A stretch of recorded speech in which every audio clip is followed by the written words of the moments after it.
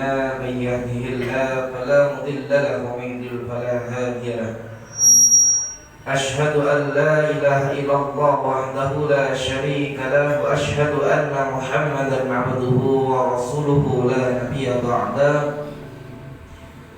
اللهم لك الحمد بما خلقتنا ورزقتنا وهديتنا وعلمتنا لك الحمد بالإيمان ولك الحمد بالإسلام ولك الحمد بالقرآن لك الحمد حتى ترضى ولك الحمد إذا رضيت ولك الحمد بعد الرضا وصلى الله على نبينا محمد وعلى آله وصحبه أجمعين أما بعد فيا أيها الحاضرون اتقوا الله حق تقاته ولا تموتن إلا وأنتم مسلمون. Jemaah sidang Jumat yang dirahmati Allah, pertama-tama marilah kita senantiasa memanjatkan rasa syukur kita atas kehadirat Allah Subhanahu wa taala. Karena berkat limpahan rahmat, taufik serta hidayahnya, nikmat iman, nikmat Islam yang senantiasa Allah berikan kepada diri kita semua, sehingga dengan nikmat-nikmat tersebut kita mampu melaksanakan suatu kewajiban kepadanya, yakni salat Jumat dengan cara berjamaah. Kedua kalinya tak terlupakan salawat serta salam semoga senantiasa tercurah limpahkan kepada junjungan kita Nabi besar Nabi Muhammad sallallahu alaihi wasallam, Nabi yang senantiasa kita ikuti ajarannya, kita taati sunnah-sunnahnya. Mudah-mudahan kita selaku umatnya bisa mendapatkan syafaatnya kelak di yaumul qiyamah. Amin Allahumma amin. Hadirin sekalian yang dirahmati Allah, kalau sekiranya kita melihat orang-orang di luar sana, dia mengandalkan segala sesuatu yang ia miliki, ia andalkan segala sesuatu yang ia ciptakan.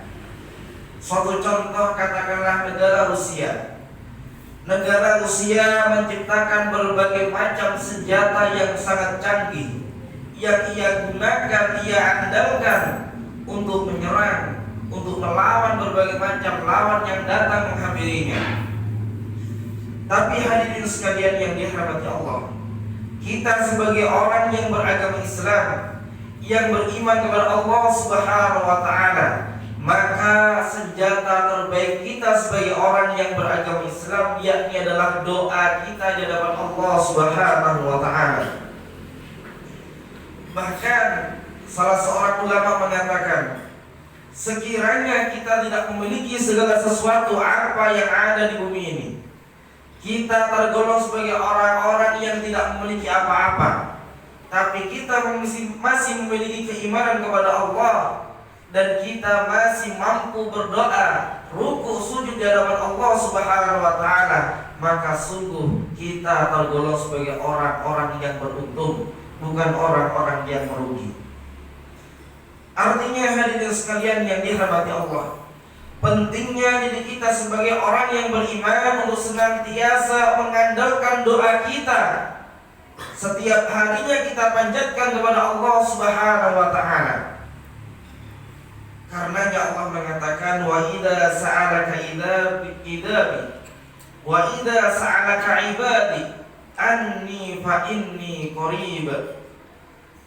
Dan sekiranya hambaku tanya tentang aku, kata Allah Subhanahu wa taala, anni fa inni qarib, sungguh aku ini dekat, kata Allah. Ujibu da'watad da'i idza da'an falyastajibuli wal yu'minuni.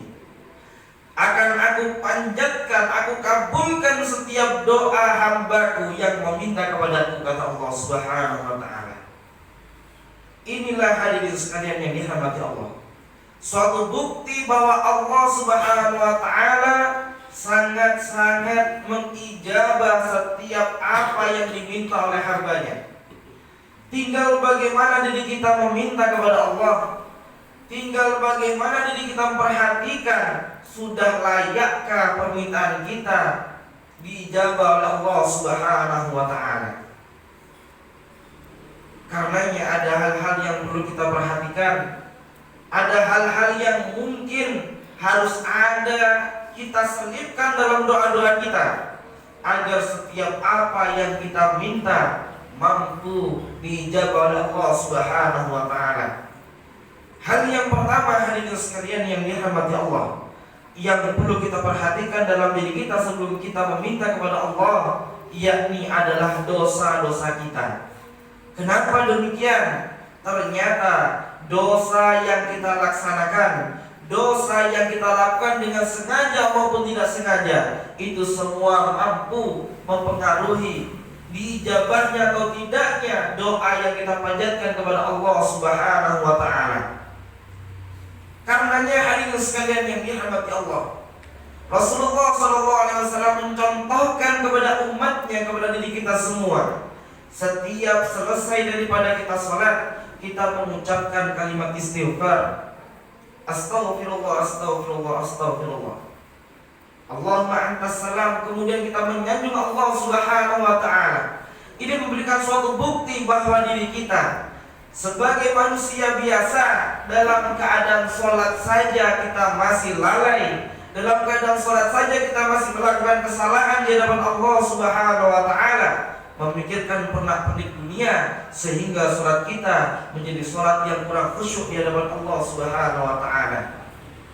Karenanya hadirin sekalian yang dirahmati Allah, suatu etika yang sangat baik dan benar kalau kita mau meminta kepada Allah. Terlebih lagi kita mengawali permintaan, sebelum kita meminta kepada Allah, kita awali dengan kalimat istighfar, memperbanyak kalimat-kalimat permohonan ampun kepada Allah Subhanahu wa taala atas dosa-dosa yang pernah kita lakukan, baik yang disengaja maupun yang tidak disengaja.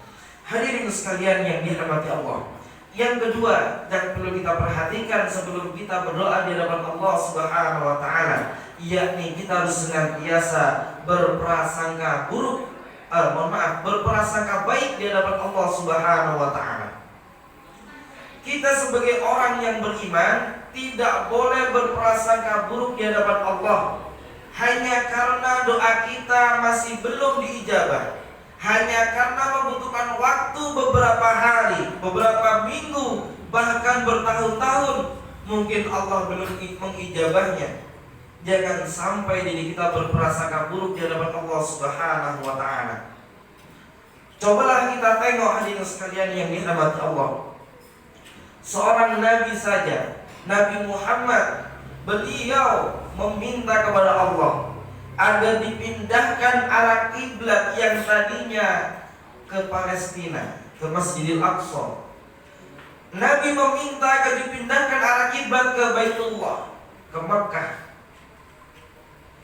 Maka itu membutuhkan waktu yang sangat lama. Ada yang mengatakan 17 bulan, ada yang mengatakan 18 bulan. Artinya apa hadirin sekalian yang dirahmati Allah? Seorang nabi saja yang beliau senantiasa dekat di hadapan Allah Subhanahu wa taala, nabi yang tidak pernah melakukan kesalahan, senantiasa melaksanakan perintah-perintah Allah, mendekatkan dirinya di hadapan Allah Subhanahu wa taala. Ketika berdoa saja masih membutuhkan waktu, ketika berdoa saja masih membutuhkan waktu yang sangat lama, tidak hanya hitungan hari, akan tetapi hitungan tahun. Maka bagaimana dengan diri kita? Kita hanyalah manusia biasa, hamba yang tidak akan pernah lepas dari yang namanya dosa. Maka diri kita harus senantiasa berhusnuzon, kita berprasangka baik di hadapan Allah Subhanahu wa taala. Kalaupun sekarang belum Allah ijabah, yakinlah nanti akan Allah kasih kalau kita telah membutuhkan. Dan ingat hadirin sekalian yang dirahmati Allah, sungguh Allah itu mengijabah setiap doa yang dibutuhkan oleh hambanya, bukan setiap doa yang setiap hamba menginginkan kenikmatan dunia. Allah mengijabah apa yang kita butuhkan, bukan apa yang kita inginkan. Karena setiap apa yang di dunia ini pasti akan manusia inginkan, tapi tidak dengan Allah. Allah akan mengijabah setiap apa yang kita butuhkan, apa yang keluarga kita butuhkan, anak-anak kita butuhkan, dan lain sebagainya. Karenanya hadirin sekalian yang dirahmati Allah, berprasangka baik harus senantiasa kita utamakan di hadapan Allah Subhanahu wa taala. Hadirin sekalian yang dirahmati Allah, yang ketiga yang perlu kita perhatikan sebelum kita meminta kepada Allah Subhanahu wa taala, yakni kita meminta kepada Allah agar amal ibadah kita mampu diterimanya. Sebelum kita menginginkan diringankan permasalahan kita, dimudahkan pekerjaan kita, diberikan kemudahan untuk mendapatkan pekerjaan katakanlah, maka sebelum kita meminta hal-hal yang seperti itu, kita minta terlebih dahulu agar ibadah-ibadah kita, sholat kita, zakat kita, puasa kita, ngaji Al-Quran kita mampu diterima oleh Allah Subhanahu wa Ta'ala. Kenapa demikian? Karena sungguh hadirin sekalian yang dirahmati Allah, orang yang senantiasa ibadahnya mampu diterima oleh Allah, maka dia akan tergolong sebagai orang-orang yang dicintai oleh Allah Subhanahu wa Ta'ala. Karena akan ada masanya rizki itu datang tanpa harus usaha, dan ada masanya rizki itu datang dengan cara ikhtiar kita, dengan usaha kita. Suatu kisah hadirin sekalian yang dirahmati Allah, kisah yang sangat mulia dari seorang ulama besar, Imam Asy-Syafi'i. Beliau adalah ulama yang sangat besar, ulama istimewa. Bahkan hampir seluruh orang Indonesia mengikuti mazhabnya. Beliau berkisah bahwa suatu ketika beliau datang kepada gurunya yang bernama Imam Malik, seraya berkata, "Wahai Tuan Guru, saya berkeyakinan bahwa kenikmatan yang kita dapatkan semua itu berawal dari usaha yang telah kita berikan." Artinya manusia akan mendapatkan sesuatu apa yang ia usahakan. Dengan tersenyum Imam Malik mengatakan, "Wahai muridku, akan ada kalanya seorang hamba itu mendapatkan kenikmatan dunia tidak dengan usahanya, melainkan dengan dekatnya dirinya di hadapan Allah Subhanahu wa Ta'ala." Imam Syafi'i bukan menolak pernyataan tersebut, melainkan kurang yakin. Sampai-sampai Imam Syafi'i pamit pergi pulang. Ketika Imam Syafi'i pulang, di jalan dia bertemu dengan seorang petani, seorang petani yang memiliki kebun yang luas, kebun anggur. Seraya berkata, "Wahai anak muda, sekiranya kamu mau membantu meringankan diri saya, beban saya untuk memanen buah ini, nanti akan saya beri imbalan." Maka Imam Syafi'i dengan semangat, dengan ikhlas membantu bapak tersebut. Setelah pekerjaannya selesai, maka bapak petani tadi memberi imbalan buah anggur yang sangat besar-besar dan segar.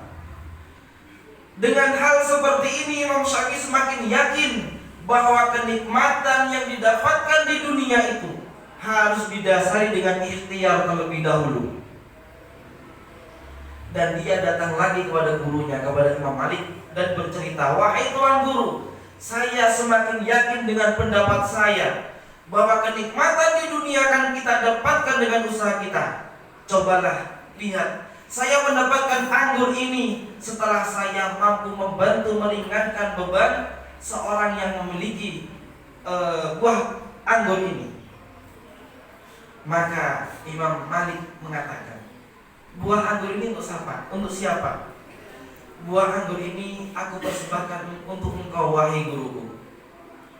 Seraya tersenyum Imam Malik mengatakan, hadirin sekalian yang dirahmati Allah, "Sungguh demi Allah, wahai muridku, di siang yang sangat panas ini, saya tadi berpikiran dalam hati saja.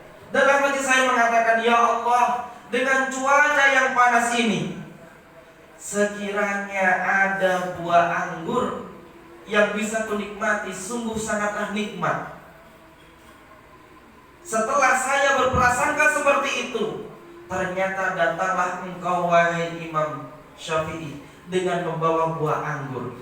Dari sinilah hadirin sekalian yang dirahmati Allah, mungkin Imam Syafi'i beranggapan bahwa akan ada usaha yang membuahkan hasil dengan dasar innallaha la yughayyiru ma biqaumin hatta yughayyiru ma bi anfusihim. Tidaklah Allah merubah nasib suatu kaum sebelum kaum tersebut mau merubahnya sendiri.